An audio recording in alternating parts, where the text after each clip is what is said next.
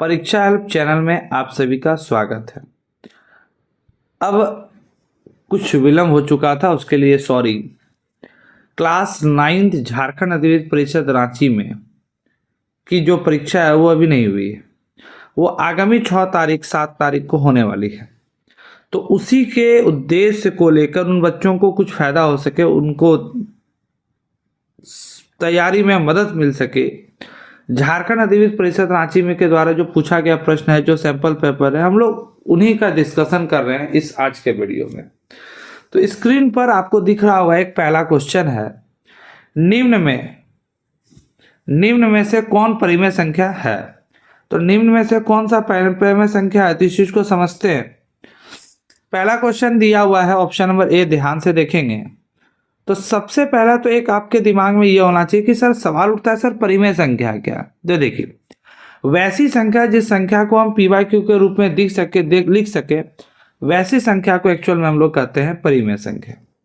तो p/q के रूप में लिख सके, इसका तात्पर्य क्या है। देखिए, कुछ ऐसी संख्याएं जिन्हें हम p/q के रूप में चाह के भी नहीं लिख सकते हैं, तो वैसी संख्या को एक्चुअल परिमेय संख्या हम नहीं करते हैं। लेकिन कुछ संख्या जिनको p/q के रूप में लिख सकते हैं, जैसे आप उदाहरण देख सकते हैं। एग्जांपल नंबर 1, √7 का जो वैल्यू होता है वो अप्रोक्सीमेट होता है 2.64575 और ये आगे चलता रहेगा। तो ये आगे आप चलता रहेगा, यानी आप रूट के डेसिमल के बाद जो b देख रहे हो 64575, आपको एक भी नंबर रिपीट होता हुआ नहीं दिख रहा है, ठीक है। अनसर्टेनिटी के साथ ये नंबर आगे बढ़ता जा रहा है। तो ऐसी संख्या जो कि डेसिमल दशमलव के बाद रिपीट नहीं होती है, बल्कि अनसर्टेनिटी के साथ अलग अलग अनिश्चितता के साथ आगे बढ़ती है, ऐसी संख्या को हम लोग अपरिमेय संख्या कहते हैं, क्योंकि इसे p/q के रूप में लिखना संभव नहीं है। तो ऐसी संख्या जिस संख्या को हम p/q के रूप में नहीं लिख सकते हैं, ऐसी संख्या को अपरिमेय संख्या कहते हैं। पहला नंबर तो ये। तो ऑप्शन बाय ऑप्शन समझाते जाते हैं। बी नंबर ऑप्शन देखते हैं। तो बी नंबर ऑप्शन में भी आपको दिखेगा 1/√3। हाँ, ये बात जरूर, यदि सिर्फ 1 पूछा जाता तो 1 परिमेय था, लेकिन परिमेय संख्या को अपरिमेय संख्या से डिवाइड दिया गया, तो ओवरऑल देखा जाए तो रिजल्ट जो आएगा वो अपरिमेय संख्या ही आएगा। तो ऑप्शन नंबर बी भी आपका अपरिमेय संख्या है। Option number C, √3/2। तो आपको स्क्रीन पर दिख रहा है √3/2। तो √3/2 कहने का मतलब जो √3 है वो एक अपरिमेय संख्या है और 2 जो है एक परिमेय संख्या है। ओवरऑल आंसर देखा जाए तो इसका भी क्या आएगा, अपरिमेय संख्या ही आएगा। तो अपरिमेय संख्या आप उम्मीद है कि समझ पा रहे होगे। और लेकिन ऑप्शन नंबर डी ध्यान से देखेंगे तो ऑप्शन नंबर डी आपको दिख रहा है √81 और √81 को यदि हम सॉल्व करेंगे, बहुत सारे बच्चों को इसको भी सॉल्व करने में दिक्कत होता है, इसको लिख सकते हैं 9 × 9 को फिर हम लिख सकते हैं √9 का स्क्वायर। तो स्क्वायर और रूट कैंसिल हो जाएगा, ओवरऑल आंसर क्या हो गया, 9 हो गया। तो वैसी संख्या जिस संख्या का एक पूर्ण वर्ग निकल रहा है, या वैसी संख्या जिस संख्या का हम ये कह सकते हैं कि डेसिमल या दशमलव के बाद एक फिक्स नंबर, एक फिक्स पैटर्न है, तो उन सभी संख्याओं को हम परिमेय संख्या की श्रेणी में रखते हैं। यानी आप ये जो देख रहे हो, ये जो ऑप्शन नंबर डी है, ये एक बेस्ट आंसर है आपका परिमेय संख्या का। तो आप 110% 1 नंबर में option number D tick out कर सकते हैं, यानी ऑप्शन नंबर जो डी है वही एक्चुअल में क्या है, परिमेय संख्या है। आइए नेक्स्ट क्वेश्चन, 1.27 पर रैंकिंग। तो अभी हम लोगों ने तुरंत चर्चा किया था, इसलिए ऑप्शन को एकदम 1 बाय 1 करके पढ़िए। ऑप्शन नंबर 2 को ध्यान से देखिए। क्वेश्चन नंबर 2 जो है लिखा 1.27 रैंकिंग। सबसे पहले 1.27 पर ये जो लिखा हुआ रैंकिंग, का मतलब होता है कि भैया 1.27 27 27 27 इसको हम इन्फिनाइट बार भी लिख सकते हैं। ये रिपीट होता चला जा रहा है, बार बार रिपीट हो रहा है। तो ऐसी संख्या को हम परिमेय संख्या कहते हैं, क्योंकि दशमलव के बाद एक फिक्स पैटर्न है। उसके बाद सवाल उठता है इसको सॉल्व कैसे करना है। यदि हम लोग लॉन्ग प्रोसेस में जाएंगे तो ये बहुत ही लंबा चलेगा। शॉर्ट प्रोसेस क्या है सॉल्व करने का, तो आइए शॉर्ट ट्रिक समझते हैं, सॉल्यूशन समझते हैं इसको। लॉन्ग देखिए, सबसे पहले 1.27 को हम लिख सकते हैं 1 + 0.27। हालांकि कुछ लोगों को, कुछ गणितज्ञों को ये जरूर पता होगा कि ये लिखने का गलत तरीका है, मुझे भी पता है, लेकिन हम लिख सकते हैं। ट्रिक बताने के लिए हम इसको कर रहे हैं। 1.01 + 0.27, 27 इनफाइनाइट बार है, मैं एक ही बार 27 लिए। अब सवाल उठता है कि 27 पर क्या था, रेकरिंग था, तो 1 प्लस इसको एज इट इज रहने दो। जितना डिजिट पर रेकरिंग है सबसे पहले वो डिजिट लिख दो 27, उसके बाद जितना डिजिट पर रेकरिंग है उतना 9 और 9 लिखो। रिपीट करते हैं, फिर से सुनिए, जितना डिजिट पर रेकरिंग है उतना 9 9 लिखिए। अब इसको यदि हम सॉल्व करेंगे 1 + 27/99 को, तो आइए हम आपके साथ सॉल्व करते हैं।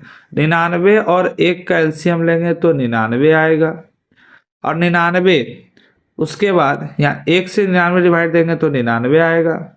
99 को प्लस करेंगे, 99 + 27 करेंगे, क्योंकि यहाँ पर देखिएगा ध्यान से, तो 99 से 99 कैंसिल आउट, तो ऊपर क्या उतरेगा, 27 उतरेगा। तो 99 और 27 को जोड़िएगा तो आपका ओवरऑल आएगा 126 बाय 99। अब 99 और 126 कटेगा, किस टेबल से कटेगा, तो 3 का टेबल से यदि हम कटाएंगे तो आपको डायरेक्ट दिख रहा होगा, 3 का टेबल से डायरेक्ट दिख रहा होगा 4 तिया 12, 3 दूनी 6, यानी ये कट गया 42 बार में, ठीक है। और 3 का टेबल से ये भी कट गया, कितना बार में कट गया, 33 बार में। 14 का टेबल से देखेंगे नहीं, उसके बाद अब 42 और 33 कटेगा तो सिमिलर टेबल से, तो 3 का टेबल से पढ़ेंगे तो 3 का टेबल 14 बार में पढ़ेंगे तो 42, और 3 का टेबल 11 बार में पढ़ेंगे तो 33। तो आपके सामने दिख रहा है साफ साफ कि ऑप्शन नंबर सी है 14/11, यानी आपके लिए ऑप्शन नंबर सी जो है वो होगा करेक्ट आंसर। फिर से एक बार रिपीट कर देते हैं इस सवाल को। हमारे स्क्रीन में एक सवाल है 1.27 रेकरिंग किसके बराबर है। तो सबसे पहले 1.27 यदि आपके मन में है, ये परिमेय है या अपरिमेय, तो हम आपको बता देते हैं कि ऐसी संख्या जिस संख्या के बाद आपको देखने को मिलेगा एक फिक्स पैटर्न 27 27 27, तो ऐसी संख्या को एक्चुअल में हम कहते हैं परिमेय संख्या, अपरिमेय नहीं कहते हैं। अब सवाल उठता है, इसलिए हम परिमेय संख्या को p/q के रूप में दिखा सकते हैं। ये देखिए दिखा दिए 14/11, यानी ऑप्शन नंबर सी। 1.27 को हम क्या लिखें, 1 + 0.27। जितनी डिजिट पर, जितनी संख्या, जितनी 27 जितने अंक पर रेकरिंग है उतना आप 9 लिख दो नीचे। तो हम लोग देख रहे हैं 27 पर रेकरिंग था तो 2 को 9 लिख दिए, 27 लिख के 2 को 9 लिख दिए। इसका एलसीएम लिए, इसको सॉल्व किए तो आंसर आया 14/11। चलिए क्वेश्चन नंबर 3 की ओर हम लोग आते हैं। क्वेश्चन नंबर 3 बहुत ही निहायती इजी सवाल है, ठीक है। तो क्वेश्चन नंबर 3 क्या कहता है कि हमको 6√6 एक संख्या दे दिया है, इसको डिवाइड करने के लिए बोला है 2√2 से। तो सबसे पहला सवाल होता है 6√6 को 6 इंटू हम लिख सकते हैं, √6 को हम लिख सकते हैं √3 × 2 डिवाइडेड बाय 2√2 को एज इट इज रहने देते हैं 2 × √2। उसके बाद फिर हम एज इट इज करेंगे 6 × √3 × √2, इसको हम सॉल्व कर लेंगे। सॉरी, यहाँ पे √3 × √2 डिवाइडेड बाय 2 × √2, 2 × √2, √2 से √2 कट गया, 2 से 3 बार में कट गया, 3 बार में कट गया, तो आंसर है 3√3। अब जहाँ पे भी देख रहे हैं ऑप्शन नंबर 3√3 तो दिख रहा है option number B, the B is the correct answer. 110% B is the correct answer, ठीक है। तो आंसर आ गया आपका 3√3। उम्मीद है कि आपको ये समझ में आ चुका होगा। अब आते हैं नेक्स्ट क्वेश्चन, क्वेश्चन नंबर 4 की ओर। तो क्वेश्चन नंबर 4 हमारे स्क्रीन में क्वेश्चन नंबर 4 फ्लैश हो रहा है। 81 पर पावर 3/4 तो 81/3/4 को सॉल्व करेंगे तो सबसे पहला सवाल 81 को हम लोग क्या लिखेंगे, 81 को यदि हम लोग अच्छे तरीके से तोड़ते हैं, प्राइम फैक्टराइजेशन करते हैं, अभाज्य गुणनखंड करते हैं, तो 3 का टेबल से 27 बार में 81, फिर 3 का टेबल से 9 बार में 27, फिर 3 का टेबल से 3 बार में 9, यानी हम लिख सकते हैं 81 को, 81 को हम लिख सकते हैं 3⁴ का होल पावर 3/4। अब इसको सॉल्व करेंगे तो एक फार्मूला होता है a⁴m का होल पावर n का एक फार्मूला होता है a⁴m इंटू n यानी कहने का मतलब 3⁴ इंटू 3/4, तो 4 से 4 कट गया, 3 का क्यूब, और 3 का क्यूब कितना होता है, तो 3 का क्यूब होता है आपका जा करके 27। तो आपके लिए जो बेस्ट ऑप्शन होगा वो ऑप्शन नंबर ए है, इसका करेक्ट आंसर है option number A. Next question, question number 5, निम्न में से कौन बहुपद है। सवाल पूछा है, बहुत सारे बच्चों को ये पता नहीं होता है कि बहुपद का डिफिनेशन क्या है। एक तो सबसे पहले आपको दिमाग में होना चाहिए कि जब भी इस प्रकार का सवाल पूछे निम्न में से कौन बहुपद है, तो जो भी ऑप्शन है उस ऑप्शन को पहले आपको देखना है अच्छे से। तो पहला नंबर ऑप्शन हमको दिख रहा है x + 1/x है, तो x + 1/x को हम सॉल्व करेंगे तो x + 1x, ये जो 1x है ऊपर चला जाएगा तो x⁻⁻1। बहुत सारे बच्चे को क्या वो सवाल होगा सर कैसे, तो 1/a⁻m का इक्वल टू वैल्यू होता है a⁻−m, तो इस वैल्यू के अकॉर्डिंग हम इसको लिखेंगे x + 1 x⁻−1, यानी यहाँ पर पावर कुछ नहीं है तो 1 है, ये ऊपर जाएगा तो नेगेटिव हो जाएगा। एक बात हमेशा ध्यान रखेंगे, जब भी बहुपद की बात होगी तो 110% जो चर मान होता है उसके ऊपर कभी ऋणात्मक संख्या नहीं होना चाहिए, ठीक है। तो यहाँ ऋणात्मक है इसलिए बहुपद नहीं है। Option number B, option number B दिख रहा है √2 into √x, option number B √2 into √x plus √3 into x। तो ऐसे सवालों में आपको ध्यान से देखने को मिलेगा कि x जो है वो उस पर पावर √2, इसको यदि सॉल्व करेंगे तो √2 x पर पावर आएगा 1/2। तो ये भी जो है ना, यदि पावर पूर्ण संख्या नहीं है तो इस बात को भी हमेशा ध्यान रखेंगे, ऐसी स्थिति में भी 110% ये बहुपद नहीं होती है। तो ये भी बहुपद नहीं है और ये भी बहुपद नहीं है। ऑप्शन नंबर सी की ओर जाते हैं, ये x नहीं है क्रॉस है, ऑप्शन नंबर सी की ओर जाते हैं। तो ऑप्शन नंबर सी आपको दिख रहा है कि हाँ x² का कॉफिशियंट है रूट में, तो कोई दिक्कत नहीं। यदि x² का कॉफिशियंट गुणांक रूट में होगा तो 100% उससे कोई फर्क नहीं पड़ता। और यहाँ पे भी देखेंगे x का गुणांक है रूट में तो 100% ये भी बहुपद है, क्योंकि x पर पावर आपको पूर्ण संख्या दिख रही है और x पर पावर आपको पॉजिटिव संख्या, पॉजिटिव नंबर दिख रहा है। लेकिन ऑप्शन नंबर डी आपको दिख रहा होगा, ऑप्शन नंबर डी है √x - 3x + 2, तो 110% ऐसा सवाल जिस सवाल में x जो है वो या तो भिन्न में हो या तो x के ऊपर पावर नेगेटिव हो, ऐसे सवालों को 110% बहुपद की संख्या में नहीं रखा गया। तो इसके लिए बेस्ट आंसर हो जाएगा option number C is the correct answer. Next question, question number 6 की ओर हम लोग आते हैं। हम लोगों से पूछा है x³ इंटू 2 + 3x² का घात क्या है। तो आइए इस चीज को सॉल्व करते हैं हम लोग के स्क्रीन पे एक सवाल दिख रहा है कि x³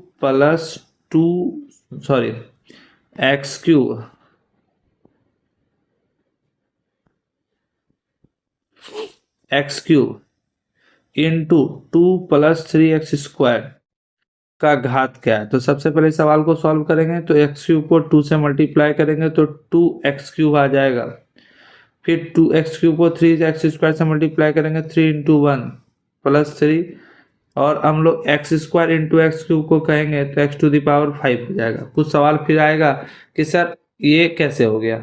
तो मेरे भाई मेरे बंधु, x³ मल्टीप्लाई हो रहा है x² से, यानी a⁴m मल्टीप्लाई हो रहा है a⁴n से, इसका मतलब a⁴m + n होगा। तो 3 और 2 5 होगा। तो यहाँ पर पूछा हम लोगों से घात क्या है, तो हम लोगों ने आंसर दिया घात जो होता है वो मैक्सिमम पावर होता है, दिस इज कॉल्ड 5। तो आंसर इसका हो जाएगा 5, ऑप्शन नंबर सी जो इसका करेक्ट आंसर है, ठीक है। नेक्स्ट क्वेश्चन की ओर आते हैं, क्वेश्चन नंबर 7। क्वेश्चन नंबर 7 को बनाने से पहले हमेशा ध्यान रखिएगा कि ऐसा सवाल में तुरंत जल्दबाजी में आपको डिवाइड नहीं देना, बल्कि शेषफल प्रमेय का प्रयोग करना है, क्योंकि यह सवाल शेषफल प्रमेय से बहुत ही आसानी से बनेगा। तो ऐसे सवालों को शेषफल प्रमेय से ही आप लोग को बनाना है। तो हम लोग के पास एक px दिया हुआ है। px का मतलब होता है बहुपद ऑफ x, ठीक है। तो वो दिया हुआ है, इसको थोड़ा घातांक के टर्म में सजा लें। 3x² प्लस 4x प्लस 1 को 1 प्लस x से डिवाइड देना है। डिवाइड देना करने का मतलब क्या, जिससे डिवाइड दे रहे हैं उसको हम लोग x प्लस 1 भी लिख सकते हैं, और x प्लस 1 जिससे डिवाइड देना उसको शेषफल प्रमेय कहता है कि जिस चीज से डिवाइड देना है उसको 0 के बराबर कर ले, और यहाँ से x का या वेरिएबल्स का यानी चर का मान निकाल ले। तो x बराबर क्या हो गया, -1। तो x बराबर जो -1 हुआ, इसी को इस दिए गए बहुपद में पुट कर दें तो हो गया। तो आपका p x के जगह हम क्या रख देंगे, -1। 3 इंटू -1 का square plus 4 into -1 plus 1। 3 into -1 का स्क्वायर तो हो गया 3 इंटू -1 का स्क्वायर हो गया 1, plus minus minus 4 into -1 1 plus 1। 3 into 1 का मतलब होता है 3 - 4 प्लस 1, 1 और 3, 4 - 4 का मतलब होता है 0। तो ऑप्शन नंबर जो ए है वो आपके लिए करेक्ट आंसर होगा। Next question number 8। आइए हम लोग 8 के क्वेश्चन नंबर 8 को सॉल्व करते हैं। क्वेश्चन नंबर 8 में हम लोगों को बोला है x² - 5x + 6 का गुणनखंड बताएं। बहुत सारे बच्चे की सवाल में हो सकता है उनको गुणनखंड नहीं आता है। मेरे भाई मेरे बंधु आप लोग को समझाते हैं, आप लोग कुछ नहीं करना, इसको इससे मल्टीप्लाई करना। थोड़ा रुकिएगा 2 मिनट, इससे आपको बेहतर समझ में आएगा।